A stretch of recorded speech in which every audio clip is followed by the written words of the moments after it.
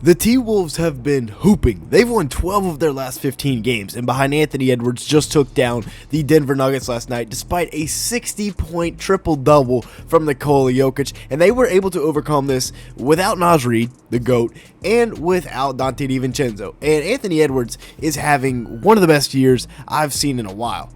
He's very well in contention to be All-NBA first team, and the strides that he has taken from beyond the arc are incredible. He was already just an elite slasher, incredible finisher because of his vertical ability, but now he's added this dimension to his game and it's taken him to the next level. He's averaging 27.3 points, 5.8 rebounds, 4.6 assists on the year on 44% shooting from the field and 39% from three on 10.2 attempts per game. That is really, really good. In the NBA this year, there are 5 players shooting 10 or more threes per game. That is LaMelo Ball, Steph Curry, Jason Tatum, Brandon Miller, and of course, Anthony Edwards. Of these 5 players, LaMelo is shooting the worst at 34% on 11.2 attempts, and Brandon Miller is shooting the second worst at 35.5% on 10.9 attempts. I don't know who in the world gave these Hornets the green light, but they need to turn it red real quick. Jason Tatum shooting 35% from 3 on 10.2 attempts. Curry is at 40% on 11.2 attempts, so that is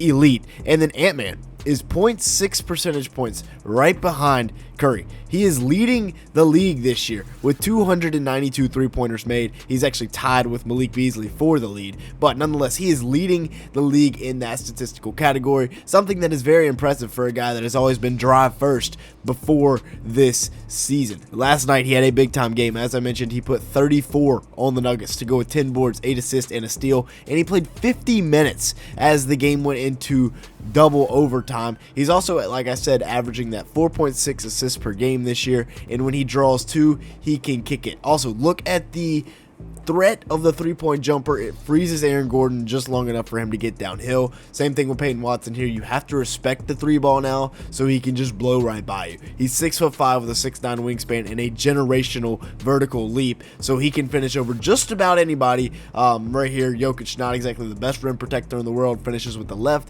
Now he's going to get downhill and finish with that right hand. He can go both ways. It's really tough to stop him, and then he gets into his pull-up 3-ball because his pull-up threes are some of the best in the league. He's shooting 39% off the pull-up on 7.5 attempts per game. He's making 4 pull-up threes per game, which is ridiculous. It ranks second in the NBA this year in terms of makes per game. There's only one man, yeah, you guessed it, who has more per game than Anthony Edwards when it comes to making 3 balls off the pull-up. He can also get into the step-back mid-range game, and then this is really tough right here. I mean, just getting it to him in the mid-post, little jab step, and shooting right over Peyton Watson. He was into his bag. That is vintage Kobe. That is vintage MJ right there in the mid-range, that area of operation. And then he can also knock it down off the catch and shoot because that's the easiest way to knock down a 3-ball. He's 40.5% on 2.6 attempts from beyond the arc on the catch and shoot. So yeah, on top of the elite athleticism and slashing ability, he can now shoot the 3-ball. And is he going to be All-NBA first team? That is the question. He's played in 73 games this year. There are some other guys that are locks with Shai Gilgeous-Alexander, Nikola Jokic, both of which are obviously the MVP favorites. You got Jason Tatum, who is definitely an All-NBA first team lock. And then I'd say the same for Giannis Antetokounmpo. But there's one spot left, and there's 4 guys that are going for it, with Cade, Donovan Mitchell, Jalen Brunson, and Anthony Edwards. And really the only guy I think you can give it to him over is Donovan Mitchell. But at the same time, Anthony Edwards is having a much better year statistically than Donovan Mitchell.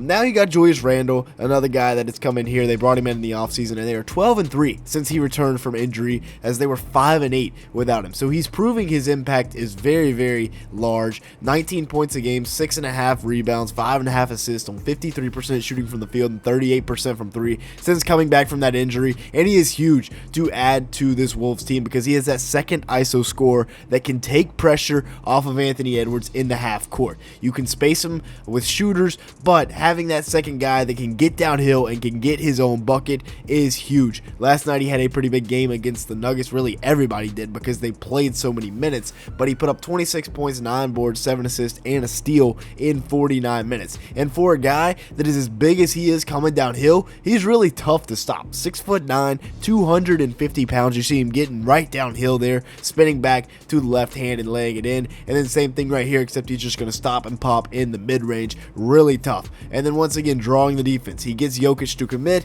and he's going to spray it right out to Mike Conley for the 3-ball. Honestly, a pretty good contest from the Joker, and he still gets it to go. With that being said, if you've made it this far into the video, make sure to hit the like button, leave me a comment down below, and hit that subscribe button. As you can see here, a large majority of the people that watch these videos are not subscribed to the channel. If that is you, go ahead and fix that right now. And with that being said, let's get back to the video. Looking at Nickeil Alexander-Walker, who on the year, I mean, it might not be the most impressive stats in the world. He's played in all 76 games. That's very good. 9.5 points a night is pretty solid to go with about 3.2 rebounds and 2.6 assists. But he was hitting some big time shots down the stretch last night. 44% shooting from the field on the year, 39% from 3 on 4.5 attempts, and if he is knocking it down at a very efficient clip from beyond the arc, that makes this Timberwolves team a whole dimension better, because you got him and DiVincenzo coming off the bench knocking down threes and defending. Then you got to talk about Gobert, who's averaging 11.3 points, 10.6 boards, and 1.4 blocks per game on the year. Had 19 and 12 last night in 40 minutes to go with a block per game. And yes, he is a merchant off of around the rim lobs and stuff like that, but he is still really good at catching and finishing. Look at the hands right there. That is a bullet from Ant, and he still catches it, finishes it. Right here, same thing, right at his head, catches it, finishes it. Usually big men have horrible hands. Pretty good right there from Rudy Gobert. And then you got Naz Reid, who, like I said, didn't even get to play last night. He's averaging 14.4 and 6 rebounds a game to go with about 27 minutes a night, shooting 46% from the field and 39% from 3 on 6 attempts. He is very efficient, and for a man that is 6'9", 265, he is very, very agile and has a great handle on it around the perimeter. He's got guard skills as a big. There's a reason they call him Big Jelly, right? He can do it. I mean, look at that. Between his legs, going off the top right corner of the backboard, and then the rim protection as well. He's got a pretty good wingspan on him. That could have been a foul, but we'll go past that. Give me that Shea. We're going the other way. And then right here as well, the makeup recovery to pin it off the backboard and get another possession back for your team, finding Nickeil Alexander-Walker there for the assist, and then being able to step back beyond the three-point line and knock it down. Hand down, man down, Hartenstein. Whew, say that 5 times fast. And then we also got to talk about guys like Dante DiVincenzo, who didn't get to play last night as well because of the suspension, but he's averaging 13.7 points, 4.1 rebounds, and 4.2 assists per game since coming back from injury, and he's also averaging 1.3 steals and doing that in 27 minutes on 46-44 shooting splits on about 8 attempts per game from beyond the arc. That is incredible compared to his first 25 games where he put up 8.3 points, 2.3 rebounds, was shooting 35% from the field and 32% from 3. Much better efficiency from DiVincenzo, and they are 11-4 since he came back from injury. He came back about a game earlier than Julius Randle, so they're not quite 12-3 since he came back from injury, but still 11-4, pretty solid number there. Once they got healthy, really, that's when they started to turn things on. Mike Conley, got to talk about him, the veteran leader of this team. He had a couple of big-time shots, including this 3 in double overtime to put them up 3 points. Jaden McDaniels, he had a solid game last night. Obviously, still a great defender. Jamal Murray wasn't out there for him to harass. Jalen Clark, who according to Timberwolves fans is the greatest rookie of all time. Terrence Shannon Jr., another rookie that hasn't been playing as of late, but showed some flashes as to he could be really good. Same thing with Rob Dillingham. This Timberwolves team, I mean, they're starting to show a lot of depth. They're now 44-22. And heading into the playoffs, they're one of the hotter teams in the league, winning 12 of their last 15. With that being said, that's going to be it for today's video. Thanks so much for watching. Make sure to hit the like button. Leave me a comment down below and hit that subscribe button. We're looking for 300 likes on today's video. And with that being said, thanks so much for watching.